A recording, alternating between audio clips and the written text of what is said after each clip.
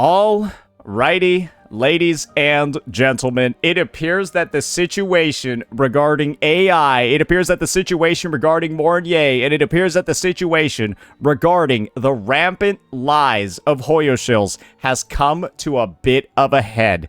Because we've got we've got a news article over here released in the past 24 hours that's gotten over 1.7 million views regarding the situation. Let's just take a quick look at this post by GameSpark over here, a JP games journalism website created in like 2008. So this thing has close to 20 years of tenure. They posted this article, and here's a little excerpt. Chills down the spine.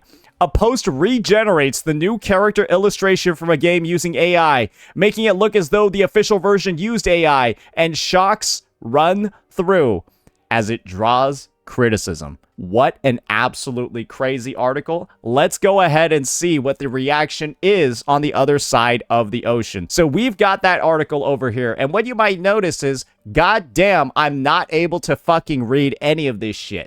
So thankfully, we've got that really helpful translate to English feature that we're gonna make great use out of and take a look at it ourselves. Don't pull back. I was shocked by the post that criticized the new character list of the game by regenerating it with AI. Kuro Games, open world RPG, Wuthering Waves, posting AI images as if it were official art. We've got the individuals, the Hoyoshills involved with direct quotations from their exact tweets. And guys, they even pasted the literal goddamn community notes alongside them. These all look like they're actually just embedded. This is a situation that we've already covered in the past, right? This is a situation that we already talked about at a baseline in our Hoyoshills pissed JP off. But I didn't know that they pissed off JP to this high of a degree. Guys, this is basically like, and this might be an insult to GameSpark, they kind of seem like the JP version of like fucking IGN, bro. That's the vibe that I'm getting. And imagine if you had a game website with that much tenure that's known this much, where they can get 1.7 million views in around like 24 hours of a tweet being up. This has to be one of, if not possibly, the biggest PR campaigns against Hoyoverse I've ever seen in my goddamn life. I actually am not sure if we've ever had a regional game news outlet going ahead and basically chastising the behavior of a tribalistic part of the player base. Have you ever seen, like, in news talking about like Genshin Impact players, unless they're getting like sued or unless they're suing somebody, right? Like that dude that went bankrupt pulling for Farina or something like that. You just never see this shit anywhere. And to see it go front and center for a subject area as dumb as this has to be one of the most damaging things I've ever seen for the Hoyoshill side of the equation.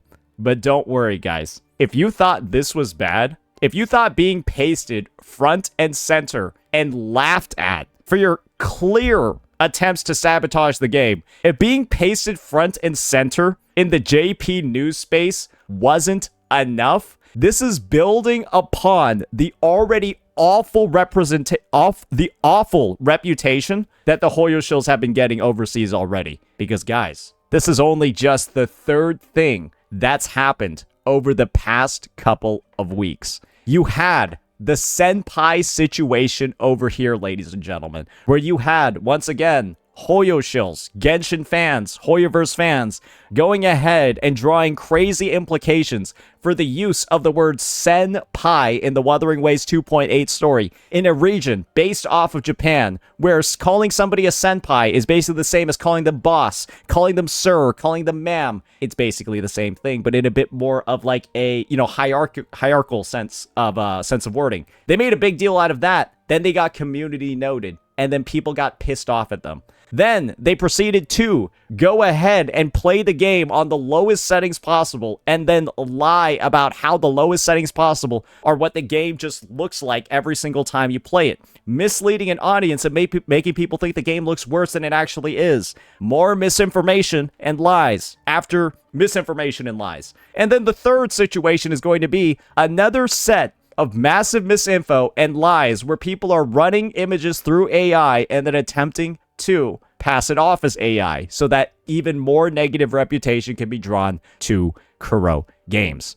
And this is really just the honest truth about this situation. None of this stuff would be going on if, and this is going to be an important one, all of this stuff here, all of the lies, all of the misinfo, all of the community noting, all of this stuff would not be happening unless this was happening. And that is Wuthering Waves being nominated for Mobile Game of the Year at this award show. Wuthering Waves giving out the 1000 Astrite. Wuthering Waves promising more and more marketing materials for 3.0 on this date. All of this negative PR, all of this misinfo, all of these shenanigans would not be regularly occurring at this time of the year if WuWa wasn't up for its time in the spotlight. And I think JP sees that. I think EN sees that. I think every single region sees exactly what's going on over here. Because guess what, guys?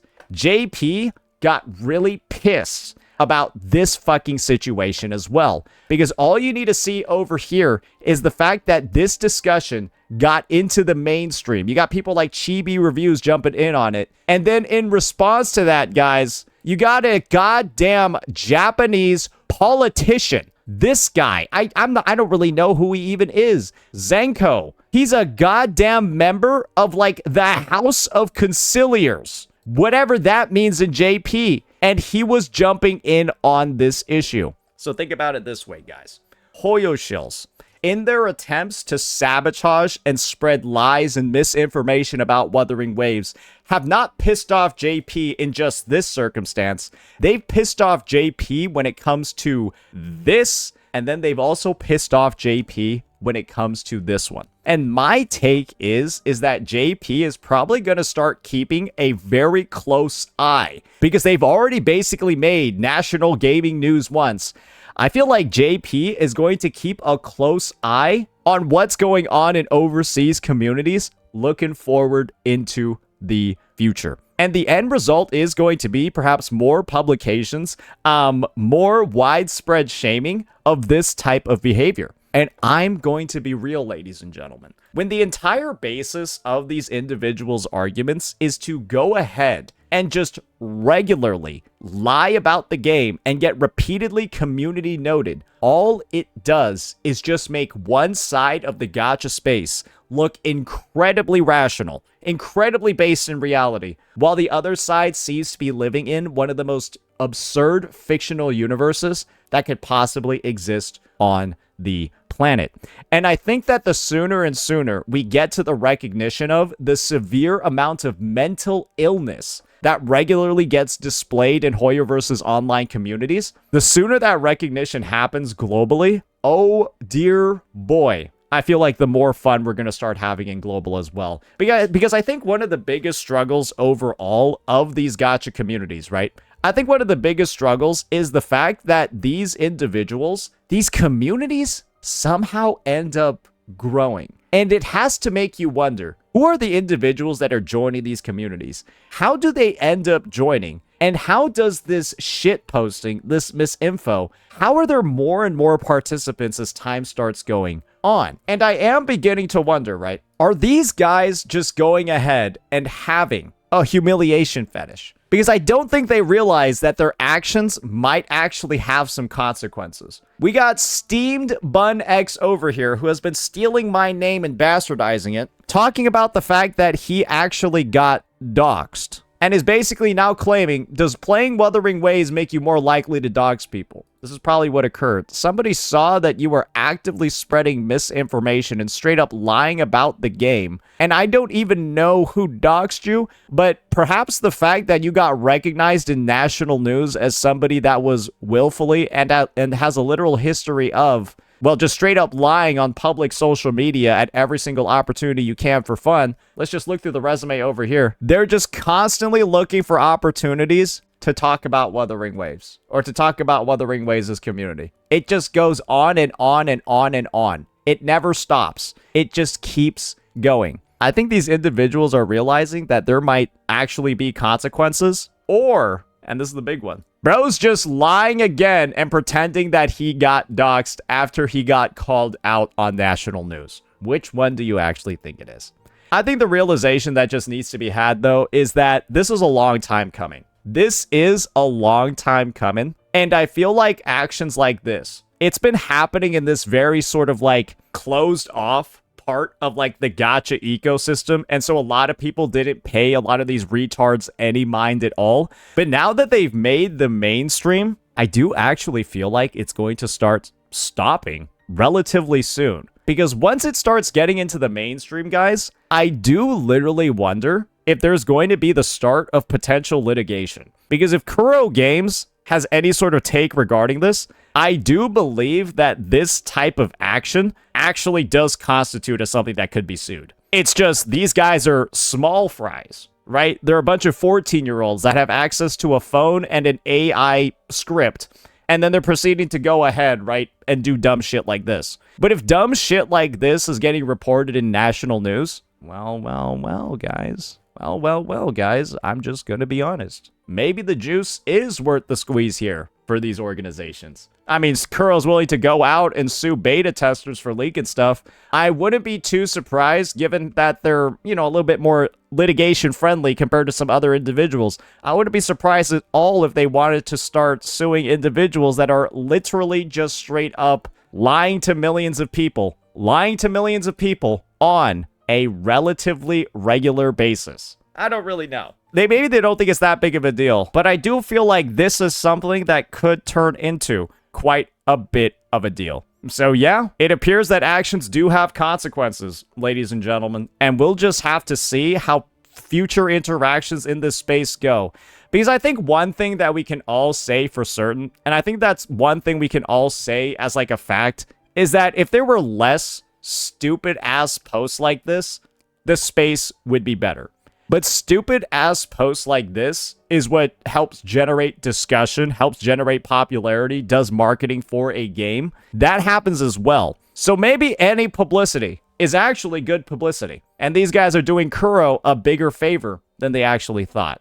But I think one thing that would be really fun to do is revisit this entire situation maybe a year from now. Maybe we'll do a bit of a recap video sometime in 2026. It would be really funny to review the progress that all of these crazy fan accounts have made, and just kind of like see how the space is transformed. Because good golly gee, the Wuthering Waves versus Hoyoverse discourse, it's evolved in ways that I don't think anyone ever saw coming. Because you don't see anything like this happening, I think, in any other community.